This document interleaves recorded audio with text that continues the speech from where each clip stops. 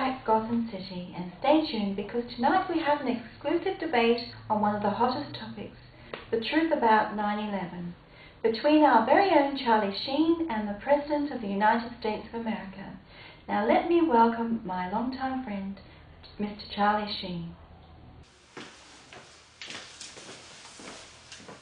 Hey Vicky, it's lovely to see you again. Thanks for the big introduction. By the way, you look lovely this evening. Thank you, Charlie, you're too kind. Not at all. And must say, you are indeed Gotham's loveliest reporter. Thank you. Charlie, it's indeed an honour to have you back on my set, even though it's in a different network. Yeah, no, so what happened to the old one? It was bought out by JKR Network about a week ago, and the staff are still making jokes about who the new owner is. That's about the same time the President accepted my invitation to the interview. Oh, speaking about the President, I better get him out here. Well, Charlie, all the best, and I sure hope the President came prepared.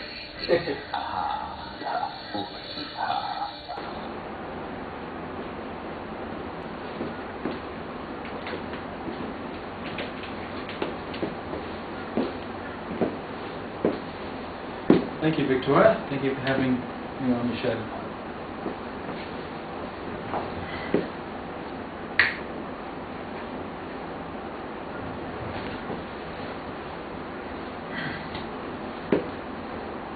Thank you for joining me, Mr. President. You can't imagine what it means to me and all Americans to have you on side to help us seek out the truth about what happened on that day and who is responsible for that great loss of American lives on that day and since then.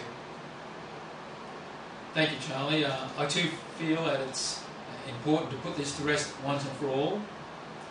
I feel for those who have lost loved ones in this tragic and unprovoked attack that we call 9/11. Charlie, would you like to start the debate? Sure, Ricky. Mr. President, are you aware that Bin Laden isn't on the FBI's most wanted list for the crimes of 9/11? Well, Charlie, no, I wasn't aware of that. But if what you're saying is true, I find it hard to believe. Mr. President, FBI translator Sybil Evans was dismissed and gagged by the Department of Justice after she revealed that the government had foreknowledge of plans to attack American cities using planes as bombs as early as April 2001. In July 2009, the Turkish translator Sybil Evans broke the federal gag order and went public to reveal that Osama bin Laden, Al-Qaeda and the Taliban were all working for the CIA up until the very day inclusive of 9/11. Charlie, we just can't have so-called patriots giving away secret and sensitive information to the media at their own free will. This would cause chaos of biblical proportions. So we, the government, must take an iron-fist approach in all matters of concerning sensitive documents. End of story. Okay, Mr. President, just like to know on a personal note that I did vote for you because I believed in what you said, and I really felt that you were going to be good for us, the future of America. So I was wondering why it is that you didn't abolish the Patriot Acts, as you said you would, to get into office. John, I may have been a bit hasty in saying I was going to abolish the Patriot Act. It enables us to circumvent the Constitution so as to take away individuals' rights so we, the government, can protect the masses. Okay. But Mr. President, the Constitution was put into place to protect our rights, our freedoms, and to bind politicians to the law to safeguard those freedoms for all Americans. Well, Charlie, 9/11 changed all that. Exactly, Mr. President, and that's my point. Okay, what's next on your list, Charlie? Well, Mr. President, I was wondering why it took 17 days to start the investigation into JFK's murder. Only 11 days to get the investigation going for Pearl Harbor, but for the victims of 9/11, 440 days. Now, with that current technology and communication, forensics, how is that so? I will admit there were mistakes made, but not during my presidency. Fair enough. Okay, Mr. President. Why did we go to war against the wrong country? Iraq was a key staging point for our forces in that region. And trust me when I tell you that we, the government, know what's best for you.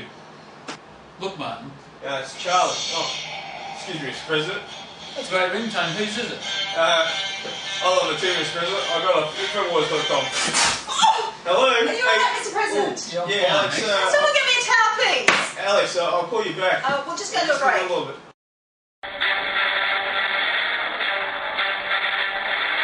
Big Brother, mainstream media, government cover-ups.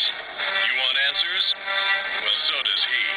He's Alex Jones from Austin, Texas, on the GCN Radio Network. Welcome back to this great debate about 9/11 between the President of the United States of America and Charlie Sheen. Well, looks like the ball's in my court. Mr. President, this following is a quote from Mayor Giuliani during an interview on 911 with Peter Jennings for the ABC News. I went down to the scene where we set up headquarters at 75 Barclay Street, which was right there with the police commissioner and the fire commissioner and the head of emergency management. And we were operating out of there when we were told that the World Trade Center was going to collapse. And it did collapse before we could actually get out. So we were trapped in the building for 10 to 15 minutes and finally found an exit and got out, walked north and took people with us. So, Mr. President, I have to ask, who had access to that information and who told it to Mayor Giuliani? I know on the face of things it sounds damning in that report there. But without all the relevant information at my fingertips, I can't comment on this matter. Okay, Mr. President, can you explain why Northcom had F-16s just 10 miles away at Andrews Air Force Base and none were scrambled to protect our skies or prevent further attacks? How could Al-Qaeda possibly stand down Northcom? Well, I don't believe Al-Qaeda could stand down Northcom. There is some mistake somewhere. I will say this though, if ever there is another attack on American soil, it will be met not with F-16s, but squadrons of F-22 Raptors. And I will spare no expense on surveillance and firepower to make sure that our citizens are safe from this sort of tyranny. Which is why I need potent planetary powers, just like the King of England gave Louis Mountbatten when he was in India. Recently, I was made President of the United Nations Security Council. And believe you me, that opens up a lot of doors for us. Excuse me, Mr. President. That breaks Article 1, Section 9 of the American Constitution. That the President can't be part of a foreign government. Look, 9/11 changed all that. This dual role enables me to bring better protection to all Americans. What it does is it enables us to circumvent the 1878 Posse Comitatus Act and put at my fingertips 400,000 troops worldwide that we can utilise in case we have to bring martial law into this country and bring order once again for a new world order. You mean to tell me you're planning on using foreign mercenaries on US soil? Not planning, in effect.